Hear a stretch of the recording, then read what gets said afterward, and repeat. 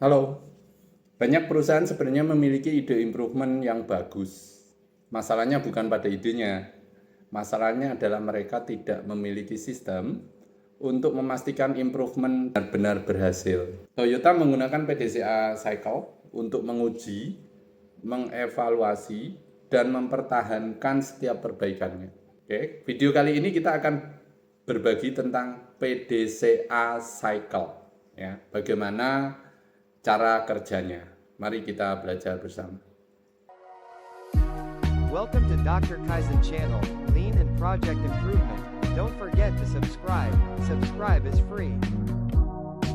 Oke, apa itu PDCA? PDCA adalah siklus perbaikan berkelanjutan yang dikembangkan dari konsep ilmiah untuk memastikan setiap perubahan memberikan hasil yang terukur. Jadi hasilnya terukur. Nah, di dalam PDCA itu ada P, itu adalah plan. Plan di sini dalamnya banyak. Nah, di sini ada tujuannya, ya. Tujuan dari plan itu adalah memahami masalah. Nah, dengan memahami masalah itu artinya pertama sepakat dulu, kemudian akar masalahnya juga jelas, ya. Terus prioritasnya juga jelas nanti, kemudian menetapkan target juga jelas, kemudian bikin rencana tindakan. Nah, itu plan. Nah, kalau Anda perhatikan di sini, panjangnya proses PDCA itu berada di plan. Nah, tadi saya bilang, masalahnya apa?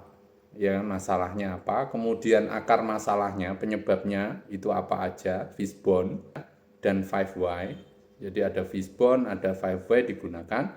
Kemudian prioritas, ya, Pareto, ya, digunakan.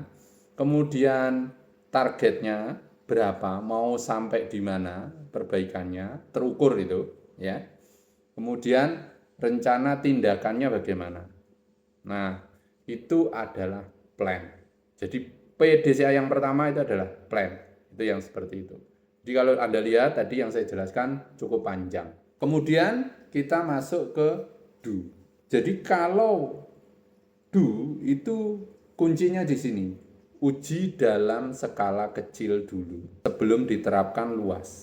Ya, ini yang penting. Jadi jangan langsung mengubah seluruh proses. Uji solusi terlebih dahulu pada area terbatas. Ya, ini do. Nah, do itu dilakukan dalam mengikuti panduan apa yang sudah kita buat tadi di rencana tindakan tadi, di plan tadi. Lakukan itu. Implementasikan rencana tindakan, kemudian uji dalam skala kecil, pilot dulu ya, libatkan operator, training dan coach. Catat semua data selama pelaksanaan. Nah, ini pentingnya. Oke. Kemudian masuk ke cek. Cek itu artinya apa? Cek itu membandingkan antara hasil dengan target. Ya. Jadi tahap cek adalah memastikan apakah solusi yang benar-benar memberikan hasil, apakah solusi yang benar-benar memberikan hasil sesuai dengan targetnya. Nah, itu maksudnya cek. Nah, di sini ada beberapa poin, kumpulkan data hasil, ya, aktivitasnya, bandingkan dengan target, apakah perbaikan yang sudah dilakukan itu efektif atau enggak, gitu. Nah, itu di situ. Bandingkan hasil dengan target, itu adalah cek. Oke. Kemudian A, act. Di sini jika berhasil, standarkan. Kemudian update standar work-nya dan SOP-nya. Nah, itu action-nya kalau berhasil. Oke. Training semua operator. Nah, ini act, masuknya ke action. Audit dan monitoring juga action. Jika belum hasil, nah, kan pasti ada dua hasil, tak? Berhasil atau tidak berhasil. Jika belum berhasil, maka ulangi siklus PDCA-nya. Jadi action-nya apa? Action-nya ya ngulang lagi. Gitu. Jadikan perbaikan sebagai standar baru kalau berhasil. Itu poinnya. Oke, di sini ada contoh kasus. Ya. Sebelumnya itu defect-nya 5%, plan, analisis, dan rencana itu di plan. Kemudian melakukan do, implementasi, pilot, cek, evaluasi, defect rate-nya 1. Jadi dari 5 turun menjadi 1, maka Apa saja yang dilakukan selama proses PDCA itu yang harus distandarisasi, gitu ya.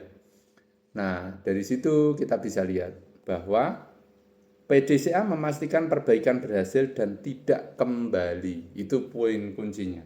Jadi kalau betul sudah berhasil tindakannya, indikatornya memang menunjukkan bahwa itu sudah perbaikan. Kemudian di PDCA cycle ini hubungannya apa sih sebetulnya dengan Toyota Tools? Ya, PDCA cycle itu adalah satu jembatan antara analisis dan standarisasi. Jadi di situ tindakan perbaikan dan standarisasi itu adalah PDCA.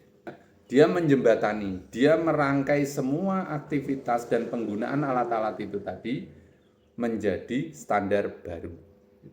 Itu adalah fungsi atau hubungan PDCA terhadap Toyota, alat Toyota yang kita pelajari sebelumnya.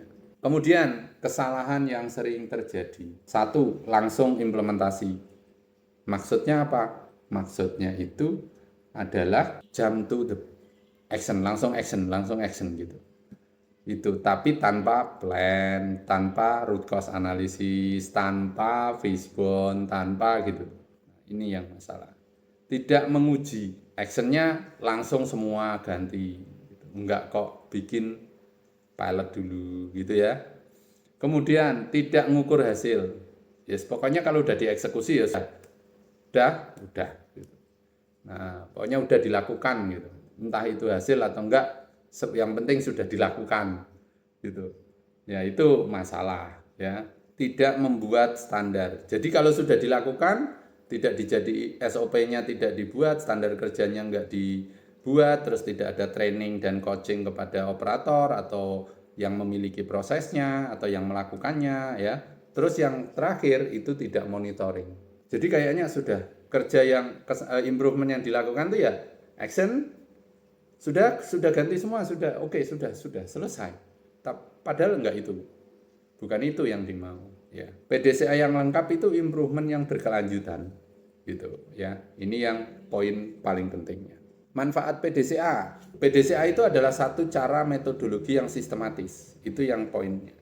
Jadi dengan kita memiliki konsep PDCA dalam melakukan improvement, artinya apa? Artinya kita melakukan tindakan atau tahap-tahap yang berurut. Sehingga memang kalau sesuatu berurut, itu nanti namanya berurut kan begini. Ini kita lihat. Saya ilustrasikan pakai tangan. Jadi kalau berurut itu kan diurut. Nah, otomatis ketika sudah sampai sini, dia nggak bakalan balik.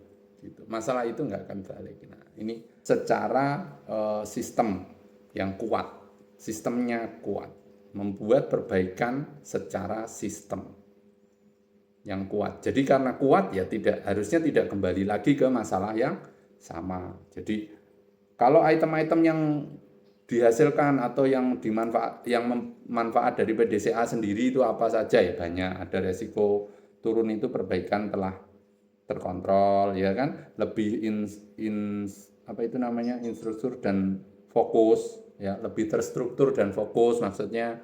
Kemudian KPI meningkat ya, kemudian standarisasi lebih kuat. Nah, ini yang poin pentingnya, ini yang standarisasinya lebih kuat ya. Jadi apa yang dihasilkan itu menjadi standar baru gitu. Nah, ini dan budaya Kaizen tumbuh. Nah, ini kan karena tadi melibatkan operator.